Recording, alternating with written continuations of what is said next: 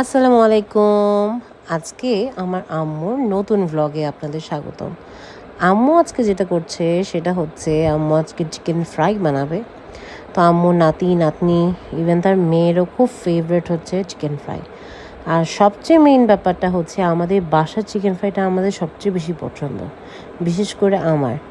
যতই কেএফসি হোক যাই হোক, বাট বাসারটার ব্যাটার সব কিছু অনেক ইয়ামি হয়। তো আমার মা এখানে চালের গুঁড়ো, তারপরে হচ্ছে বেসন, এই সব কিছু অ্যাড করে নিল পরিমাণ মতো। সেখানে হচ্ছে ভিনেগারটা অ্যাড করে দিল। ভিনেগারটা অ্যাড করে আম্মু আরেকটু পরিমাণ ভিনেগার নিয়ে নিল, বিকজ ওখানে ভিনেগারটা কম ছিল। তো আমার কাছে মনে হয় ভিনেগারটার উপর ডিপেন্ড করে খাবারটার স্বাদ। আমার খুব ভালো লাগে ভিনেগারের স্মেলটা।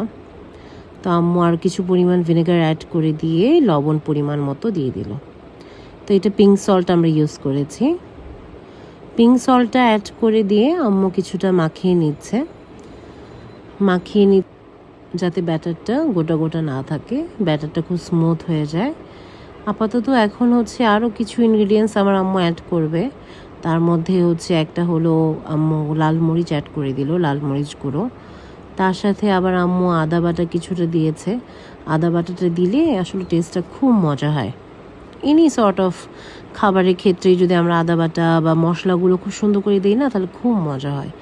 তো এই ক্ষেত্রেই আমার মা খুব সুন্দর করে ব্যাটারটা বানিয়ে নিল।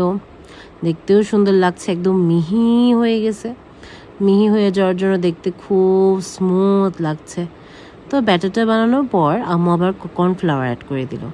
তারপরে ধীরে ধীরে মুরগিটা আমরা এর মধ্যে দিয়ে কিছুক্ষণ মেরিনেটেড রাখবো। এখানে ভেজানোর কারণটা এই জন্যই যে আমরা এইভাবে রাখলে না মেরিনেটেড হয়ে গেলে ভালো লাগে। তো আম্মু কিছু পরিমাণ অলিভ অয়েল নিয়ে নিল আর চিকেনগুলো এখানে ভাজতে দিয়ে দিল। এটা একটু শ্যালো ফ্রাই হবে, একদম ডুবো তেলে হবে না। এটা হচ্ছে একটু শ্যালো ফ্রাই করে আমরা হালকা তেলের মধ্যেই এটা ভাজা হবে। তো এটা একটু অন্যরকম শেপ হয়, অন্যরকম দেখতে হয়। নর্মাল যেই আমরা চিকেন ফ্রাইগুলো খাই কেএফসি, সেরকম না। বাট এটা ব্যাটারটা বিলিভ মি এত মজা যখন এরকম লাল ক্রিস্পি হয়ে যায়। এরকম লাল লাল ক্রিস্পি এই চিকেনটা খুব মজা। Thank you for watching.